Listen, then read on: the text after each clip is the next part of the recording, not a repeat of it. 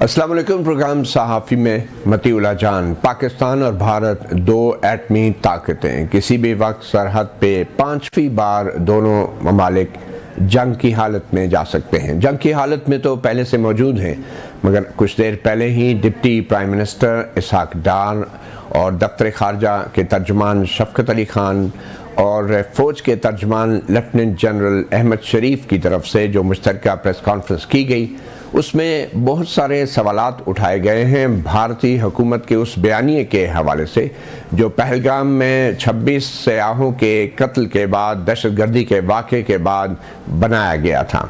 उन सवालात के जवाब क्या भारतीय हुकूमत देगी या फिर उसका जवाब सरहद पार से किसी तोप, गोले, मिसाइल या बमबार तैयारी की सूरत में आएगा, ये अभी देखना है। और आज जो सवालात उठाए गए हैं उनमें सबसे बुनियादी सवाल जो आज की प्रेस कॉन्फ्रेंस में उठाया गया कि पहलगाम वाक़या अगर 2:20 पर हुआ तो उसके 10 मिनट बाद वहाँ से आधे घंटे के फासले पर जो पुलिस स्टेशन था वहाँ पे FIR कैसे काट दी गई। आधे घंटे के फासले पर मौजूद पुलिस स्टेशन में पहलगाम वाक़े के 10 मिनट बाद FIR कैसे काटी गई। इसके अलावा बहुत से सवालात भी उठाए। आज फ़ौज के तर्जुमान और डिप्टी प्राइम मिनिस्टर ने वीडियोज़ दिखाई कुछ पहलगाम वाक़े के हवाले से, और उसके अलावा जो ऑडियो रिकॉर्डिंग्स मिली हैं जिसमें भारत के फ़ौजी एहलकारों की गुफ्तगू है बलूचिस्तान में दहशतगर्द कार्रवाई में मुलव्वस अफराद से, और इसके अलावा भी। और अब देखना यह है कि आलमी बरादरी इन तमाम सवालात का जवाब भारत से मांगती है या नहीं। ये एक तवील प्रेस कॉन्फ्रेंस थी जो तकरीबन 2 घंटे से ज़ायद अरसे तक जारी रही है, और आज सहाफ़ी प्रोग्राम में हम इसी हवाले से बात करेंगे। और सबसे अहम बात ये कि अगर भारत की तरफ से कोई हमला होता भी है तो वो किस शक्ल का होगा, और क्या वो लाइन ऑफ कंट्रोल पे होगा, क्या वर्किंग बाउंड्री पे होगा, क्या वो इंटरनेशनल बाउंड्री पे होगा, या फिर बलूचिस्तान में प्रॉक्सी अनासर के ज़रिए किया जाएगा। इन तमाम सवालात का जवाब हासिल करने के लिए आज हमने इस्लामाबाद में सहाफ़ी प्रोग्राम में जो हमारे ख़ास मेहमान, उनका तारफ़ कराता चलूँ, हमें ज्वाइन कर रहे हैं डॉक्टर कमर चीमा जो माहिर हैं आलमी अमूर के और इस्लामाबाद में कायम थिंक टैंक है सनोबर इंस्टीट्यूट, उसके एग्जीक्यूटिव डायरेक्टर हैं। और डॉक्टर चीमा ने बैन-अल-अक़वामी ताल्लुकात में PhD की डिग्री हासिल कर रखी है। उनके साथ मौजूद हैं air vice marshal retired Abid Rao जो कि air officer commanding southern air command भी रहे हैं, और PF बेस मियांवाली की कमांड भी की है इन्होंने, और फ्रांसीसी वार कॉलेज से वार कोर्स भी मुकम्मल किया है। उनके साथ बर्री फ़ौज के माहिर हैं, दिफाई तजज़ियाकार हैं ब्रिगेडियर रिटायर्ड आसिफ हारून। 1971 की जंग में मशरक़ी पाकिस्तान के महाज पर हली की मशहूर जंग में उन्होंने हिस्सा लिया। कायद-ए-आज़म यूनिवर्सिटी से MSc वॉर स्टडीज़ की डिग्री हासिल की और डायरेक्टर साइकोलॉजिकल ऑपरेशंस के तौर पे भी खिदमत अंजाम देते रहे। आप तीनों मेहमानों का बहुत शुक्रिया।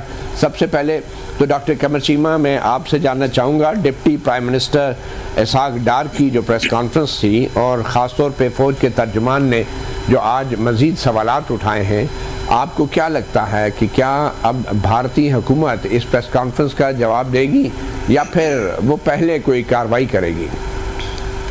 बहुत शुक्रिया मतीउल्लाह जान साहब। देखिए, ये बड़ा अच्छा सवाल आपने किया है। पिछले अगर 7 दिनों से या जब से ये वाक़या हुआ है 8 दिन से, आपने एक चीज़ नोट की होगी कि भारत की जो लीडरशिप है उन्होंने एक तो कोई ख़ास मीडिया से डिस्कशन नहीं की, स्वाय विक्रम मिश्री साहब ने एक बात की जो फॉरेन सेक्रेटरी थे, जिन्होंने कैबिनेट कमेटी ऑन सिक्योरिटी की ब्रीफिंग दी, और उसके अलावा एक कैबिनेट कमेटी की मीटिंग हुई और एक UN में उन्होंने बात की। उसके अलावा उनकी लीडरशिप ने कहीं बात नहीं की। इस सारे अरसे के दौरान इंडियन मीडिया जो है वो इंडियन गवर्नमेंट के नैरेटिव को एक्सप्लेन करता रहा, जबकि आप पाकिस्तान जैसे कि आप बात कर रहे हैं, मुझे ऐसे लग रहा है कि पाकिस्तान ने नैरेटिव के डोमेन में, इंफॉर्मेशन डोमेन के अंदर इंटरनेशनल ऑडियंस को अच्छे तरीके से अपडेट किया है। इंडिया शायद इस चीज़ में था कि वहाँ पे क्योंकि हमला हुआ है तो दुनिया उनसे सिंपैथी करेगी। दुनिया ने उनसे सिंपैथी तो की, लेकिन दुनिया उनका जो पर्सपेक्टिव है ऑन पाकिस्तान वो मानने से कतरा रही है। यही वजह है कि आपको देखें कि ये पाकिस्तान बार बार जो बातें भी कर रहा है और पाकिस्तान इंटरनेशनल कम्युनिटी को एक्सप्लेन भी कर रहा है कि देखें हम विक्टिम हैं, दहशतगर्दी पाकिस्तान के अंदर होती है, भारत के अंदर नहीं होती। सो इस इन लाइन एंड लेंथ को समझें। और दूसरी बात यह है कि अमेरिकी की स्टेटमेंट देखें, अमेरिका की लीडरशिप ने अभी तक कोई राब्ता नहीं किया डायरेक्ट, असवाए डोनाल्ड ट्रंप की एक जो है वो गैर ज़रूरी सी स्टेटमेंट के अलावा बरतानवी लीडरशिप, यूरोपियन, तमाम साइलेंस है। आपको पता है मतीउल्लाह जान साहब, इंडिया अपने आप को मगर मैं आपको ये वजाहत करता चलूँ, कुछ देर पहले ही डिप्टी प्राइम मिनिस्टर इसहाक डार ने एक सवाल के जवाब में बताया है कि अमरीकी हुकाम की तरफ से उन्हें पैगाम भेजा गया है टेलीफोन पर रब्ते के लिए, और इसहाक डार साहब का कहना था कि जब भी जो भी कोई अवेलेबल होगा उनसे रब्ता किया जाएगा। और ये पैगाम सिर्फ पाकिस्तान की हुकूमत को नहीं, ज़रा ये बता रहे हैं कि भारत के हुकाम से भी अमरीकी हुकाम ने रब्ता किया है और वो दोनों ममालिक से अमरीकी हुकाम राब्ते में हैं। तो आपके ख्याल में क्या पाकिस्तान को किसी भी ऐसे राब्ते का फौरी जवाब देना चाहिए? नहीं, इमीडिएटली देना चाहिए, राब्ते हमेशा खुले रहने चाहिए। लेकिन मतीउल्लाह जान साहब, इंपॉर्टेंट बात यह है कि अगर 22 तारीख को ये वाकया हुआ है और आज तारीख 30 तारीख हो गई है, इन 8 दिनों में अमेरिकी लीडरशिप कहाँ थी? इट मीन्स कि बेसिकली वो इस सारी की सारी जो एपिसोड है वो इस पे ध्यान ही नहीं दे रहे। देखें, अमूमन उनको पता है जैसे सिचुएशन खराब होती है वो बयान देते हैं, वो राब्ते करते हैं, लेकिन इस दफ़ा आप जरा 2019 का ट्रैक रिकॉर्ड चेक करें। ट्रंप साहब की एडमिनिस्ट्रेशन थी, Mike Pompeo secretary of state थे और उन्होंने इमीडिएटली पुलवामा वाक़े के बाद कह दिया था कि India has a right of hot pursuit. लेकिन अभी आप देखें तो पूरी दुनिया में से कोई मुल्क भी ऐसा नहीं है जो इंडिया को डिप्लोमेटिकली ये फ्री हैंड दे रहा हो, कि बल्कि चाइना अब कह रहा है कि जी आप इंक्वायरी कराएं। सो मुझे ऐसा लगता है कि पाकिस्तान के वज़ीर ख़ारजा ने अच्छी बात की है, एक्सप्लेन किया अपने पर्सपेक्टिव को, और जो आप बात कर रहे हैं कि वो पहले जवाब देंगे या कुछ कार्रवाई करेंगे, मुझे लगता है कि ना तो वो अभी फ़िलहाल जवाब दे रहे हैं और ना ही कोई कार्रवाई कर रहे हैं। ऐसा लगता है कि उनको इंटरनली भी चैलेंजेस आ रहे हैं और उन्होंने इंटरनल डिबेट शिफ्ट कर दिया है। बहुत सारी डिस्कशन जो है इंटरनली आज और हो रही हैं, इस टॉपिक पे नहीं हो रही पाकिस्तान इंडिया पे। ठीक है, ब्रिगेडियर रिटायर्ड आसिफ हारून चीमा, आसिफ हारून राजा साहब, आप डायरेक्टर साइकोलॉजिकल ऑपरेशंस भी रहे हैं, नफ्सियाती जंग भी बड़ा अहम किरदार अदा करती है। भारत ने लाइन ऑफ कंट्रोल पे थोड़ा कशीदगी बढ़ाई है और उसने सियालकोट सेक्टर से भी बहुत से इलाके आबादी से खाली कराए हैं, तो और सोशल मीडिया और भारतीय मीडिया के ऊपर जिस तरह जंग का एक माहौल पैदा किया जा रहा है, तो आपको लगता है कि भारत बहुत संजीदगी के साथ भारतीय अवाम के अंदर जंग की, उन्हें जहनी तौर पे जंग के लिए तैयार कर रहा है? जी, पहली बात तो हमें ये याद रखनी चाहिए कि ये जो आज जो वॉर मॉन्गरिंग हो रही है और हिस्टेरिया जो क्रिएट हो रहा है और जंग की तरफ हालात जा रहे हैं, ये नई बात नहीं है।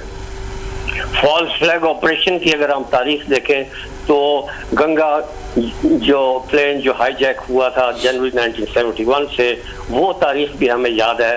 हर दफ़ा जब इंडिया ने फॉल्स फ्लैग ऑपरेशन किया है उसके खास मकासद थे, चाहे वो पॉलिटिकल थे या वो अंदरूनी थे या वो एक्सटर्नल थे, तो वो उस लिहाज से उसने ये एक अपना एक वेपन ऑफ वॉर रखा है। इसके साथ जो आपने जो साइकोलॉजिकल ऑपरेशन की बात की है, ये इसका सबसे बड़ा जो वेपन है वो उसने इस्तेमाल किया है और वो वेपन उसने बखूबी जो है फॉर्मर ईस्ट पाकिस्तान में इस्तेमाल किया 24 इयर्स का, और उसके फ्रूट्स उसको मिले और वही वेपन फिर उसने बाकी हमारे जो बैकवर्ड प्रोविंसेस हैं उसमें इस्तेमाल किए और वहाँ भी उसको खातिर ख्वाब पेनिट्रेशन मिली और उधर भी इसने हेट्रेड की जो जर्म्स हैं वो उधर इनकलकेट किए, वहाँ पर जो ग्रीवेंसेस थे उनको उभारा और उनकी रिजेंटमेंट को हेट्रेड में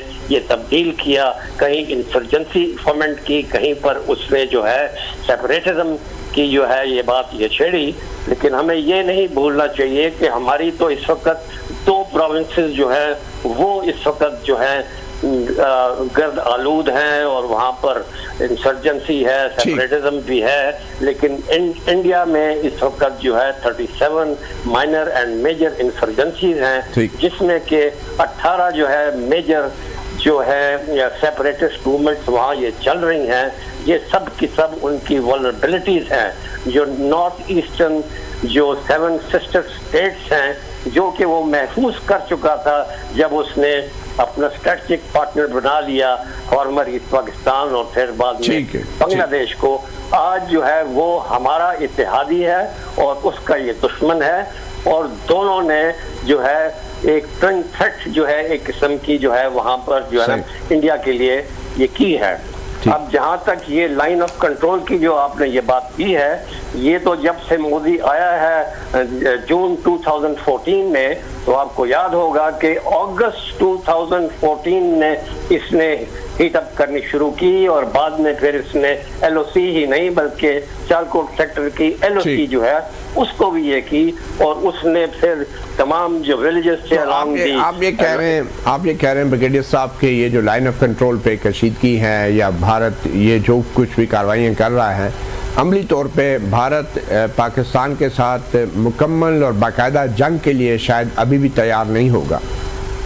जी, मेरे लिहाज से वो आज जो है जंग के लिए तैयार नहीं है, और उसकी बड़ी बड़ी वजूहात हैं जो मैं आपको गोशे गुजार ये कर दूं, क्योंकि आपने उनके एयर चीफ का बयान भी सुन लिया होगा।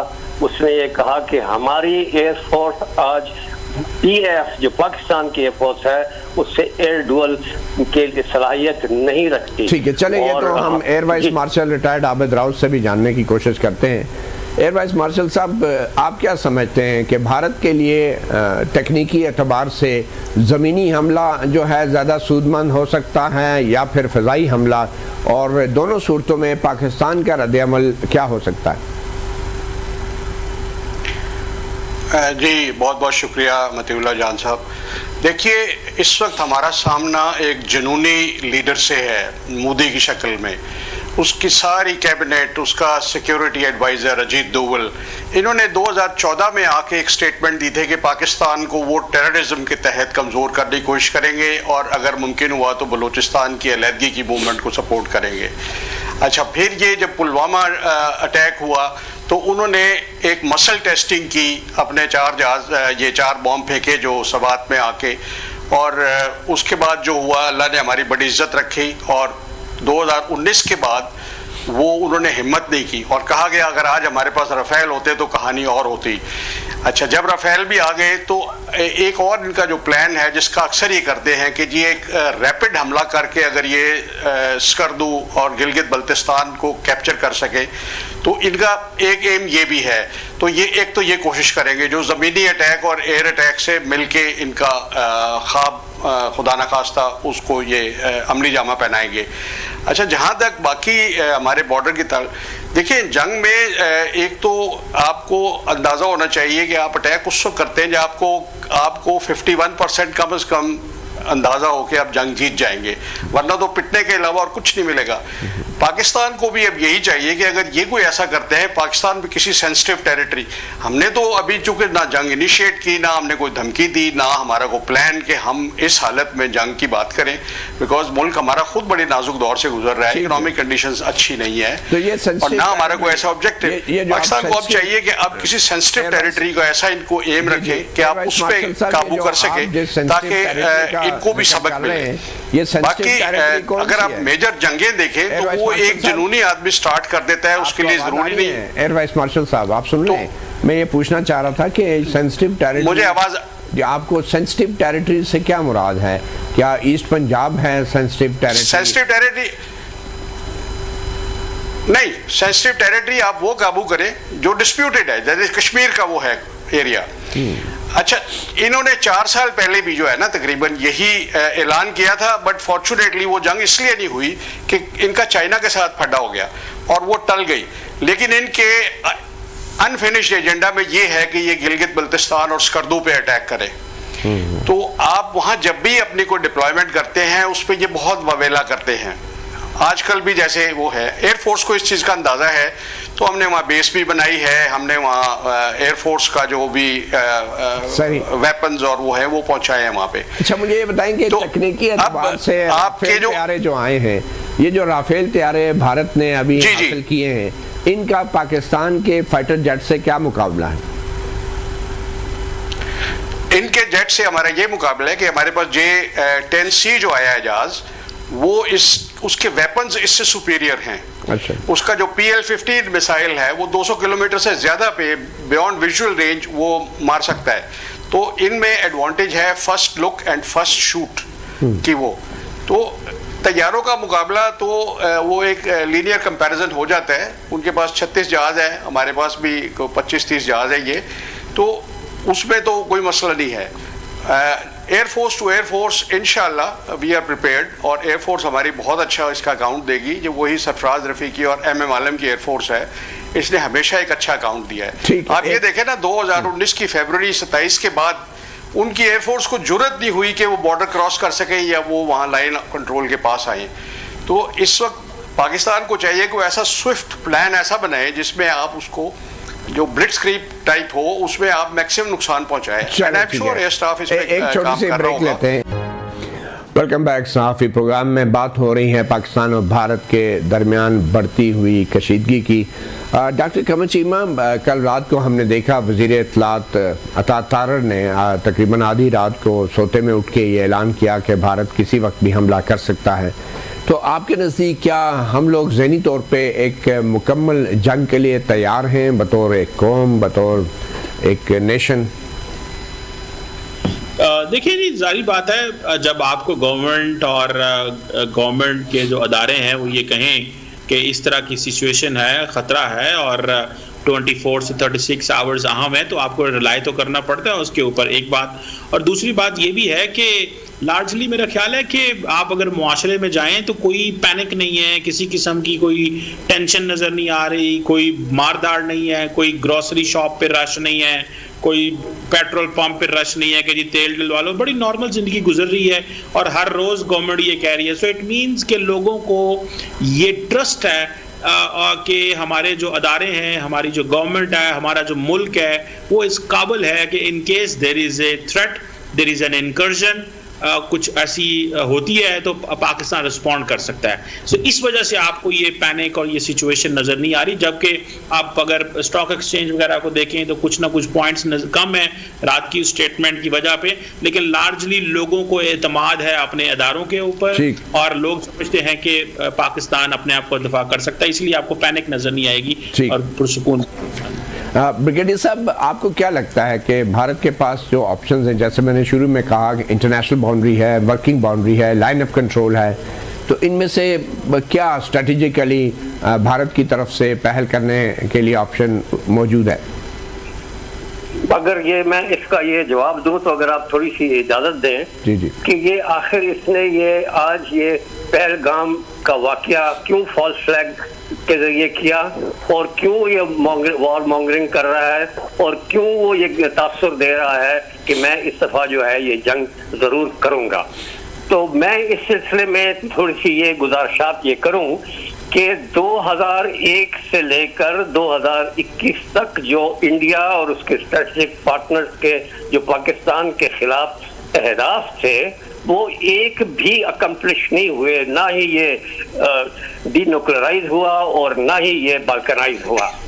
और फिर उसने जो है जो सेकंड वेव ऑफ टेररिज्म जो ये शुरू की वो इस नीयत से ये की कि जो मेरे अनअकम्प्लिश्ड ऑब्जेक्टिव्स थे मैं अब उनको ये अचीव करूं, और उसके साथ जो है उसने ये देखा और अस्यूम किया कि जी पाकिस्तान आज जो है ये अंदर से इंटरनली बहुत कमजोर हो गया है, उसकी सबवर्जन की वजह से, टेररिज्म की वजह से, मल्टीपल क्राइसिस की वजह से, डिफेमेशन की वजह से, डिप्लोमेटिक आइसोलेशन और वीक इकोनॉमी की वजह से, और वो तो तकरीबन एक डिफॉल्ट के दाने पर ये पहुंच गया था।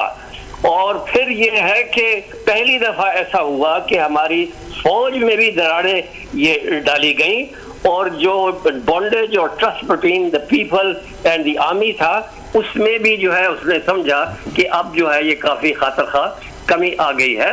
और सबसे बढ़कर बात ये कि पाकिस्तान जो है इस वक्त ट्विन थ्रेट जो है इंडिया और अफगानिस्तान और फिर नॉट सो फ्रेंडली ईरान जो है उसको वो फेस कर रहा है।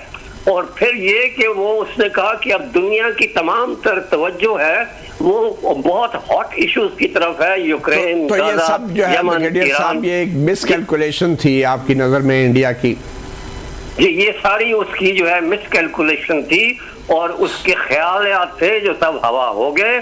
और उसके जो ऑब्जेक्टिव्स हैं अभी, एक तो ये है कि वो पाकिस्तान का कार्ड खेले के इलेक्शन बिहार में जीते।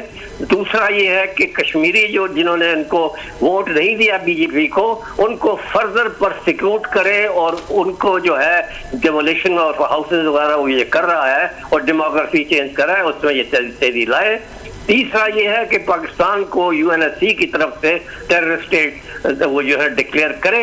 और आखिरी बात ये है कि इसको जो है सिंथास एग्रीमेंट को जो है नलिफाई करके या सस्पेंड करके उसको इतना डराए कि जी वो जो है अपना न्यूक्लियर प्रोग्राम भी देने के लिए तैयार हो जाए, कश्मीर को भी भूल जाए और इंडिया की हेजमनी को भी एक्सेप्ट कर ले। और अगर ऐसा नहीं करता तो वो जो उसकी कोल्ड स्टार्ट डॉक्ट्रिन जो इस सब का तैयार है, वो आजाद कश्मीर या गिलगित बल्तिस्तान में जो है ये लॉन्च कर दे।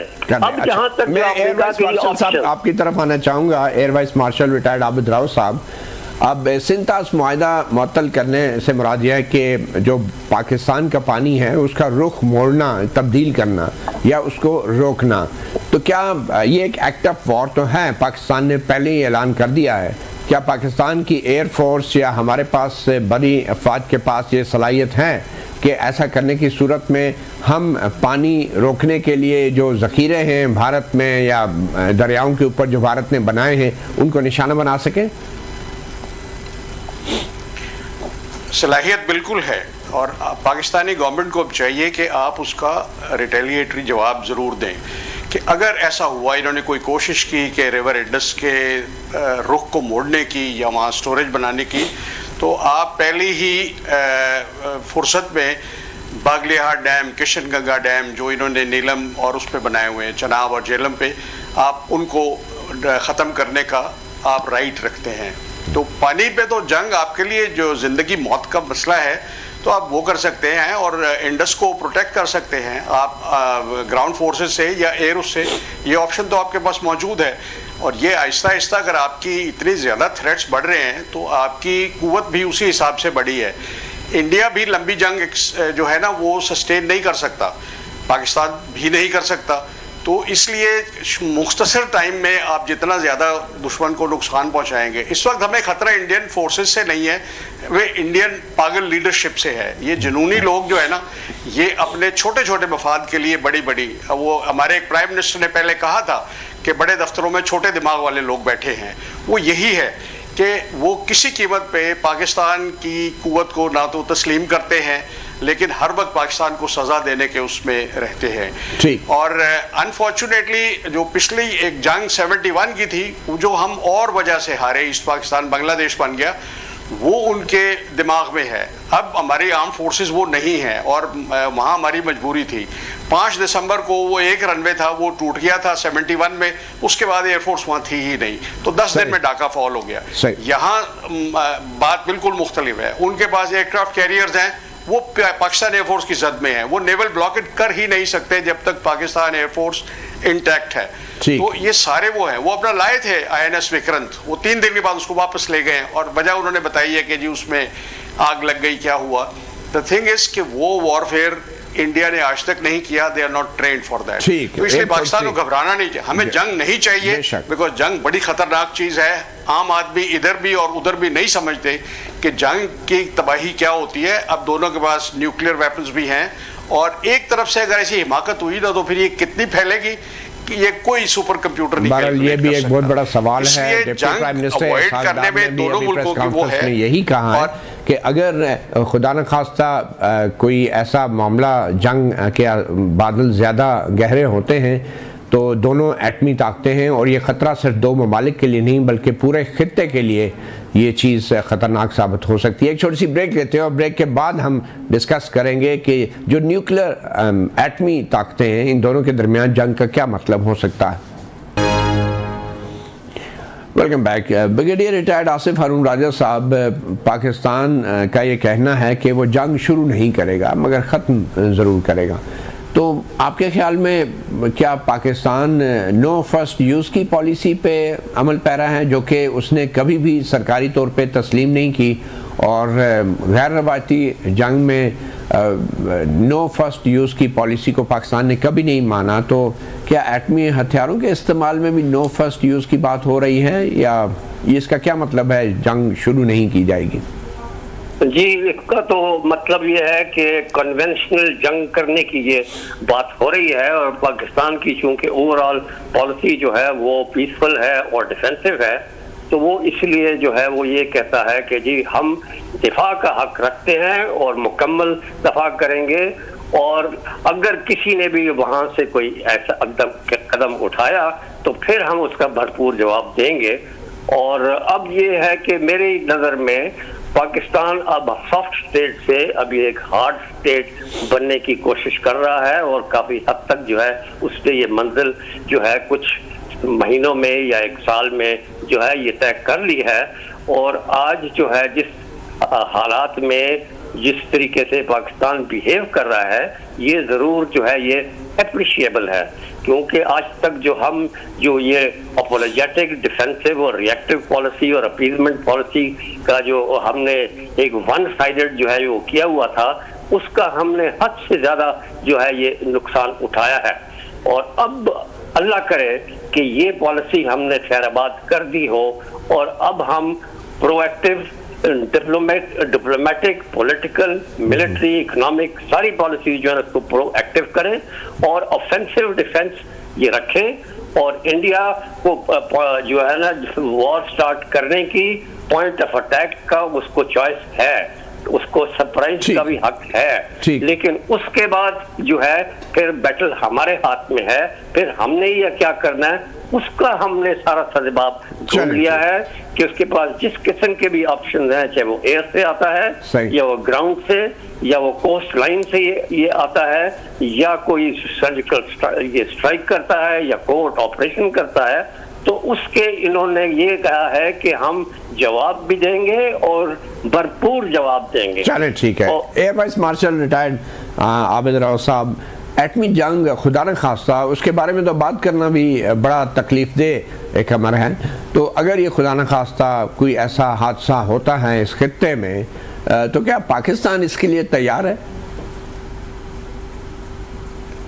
देखिए, एटमी जंग के लिए कोई तैयार नहीं होता, बिकॉज वो सही एक है कि एटमी जंग वो जंग है जिसमें जो सर्वाइवर्स हैं वो मरने वालों पे रश करेंगे, वो जिस हालत में आ जाएंगे। नंबर 2, इसकी सारी एफर्ट या इस बॉम्ब की जो थ्रेट है वो इसके ना इस्तेमाल करने में है।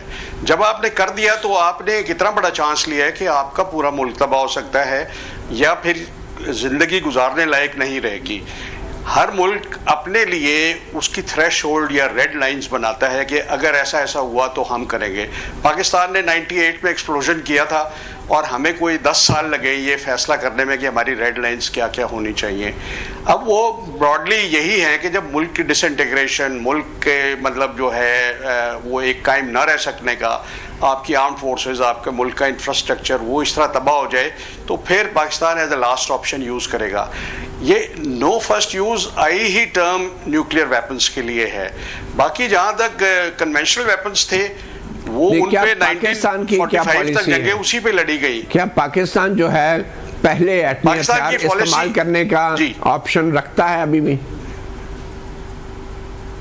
नहीं, ऑप्शन तो है हमारे पास, लेकिन मेरे ख्याल में पाकिस्तान कभी भी जंग के शुरू में ये इस्तेमाल नहीं करेगा। ये एक certain stage of damage to the country, उसके बाद ये फिर कंसिडर होगा कि now we should teach India a lesson. जब इतना ज़्यादा अगर हो जाए तो फिर हम अपने सर्वाइवल के लिए या उसको पीछे धकेलने के लिए हम ये करेंगे। आप डे 1 पे नहीं कह सकते कि मैं डे 1 पे, अमेरिका ने भी 6 साल लिए थे 1945 में जब बॉम्ब फेंके उन्होंने, तो इसलिए ये ऑप्शन लास्ट वाली होती है। चलें ठीक है, इसमें सिर्फ ये गारंटी लोगों से ली जाती है कि भाई आप फर्स्ट आपको क्या लगता है यूज ना करने की आप गारंटी दें। आबिद राव साहब, आपको क्या लगता है जंग होगी? देखिए, जंग का मैंने जैसे शुरू में कहा कि होनी नहीं चाहिए, लेकिन वहाँ की जो जुनूनी लीडरशिप है, जो पागल लोग बैठे हैं, मोदी उसका लीडर है, वो इसको किसी भी तौर पे बेवकूफ़ी में कर सकता है। बहुत सी जगह हमारी हिस्ट्री में एक लीडर की बेवकूफ़ी के लिए स्टार्ट। हारून राजा साहब, आप क्या कहते हैं ब्रिगेडियर साहब, जंग होगी? मेरी नजर में जंग नहीं होगी। ठीक है, इससे ज्यादा जो है हमारी मिलिट्री बहुत शुक्रिया। सहाफी प्रोग्राम से इतना ही, मेहमानों का शुक्रिया, इजाजत दीजिए, अल्लाह हाफिज।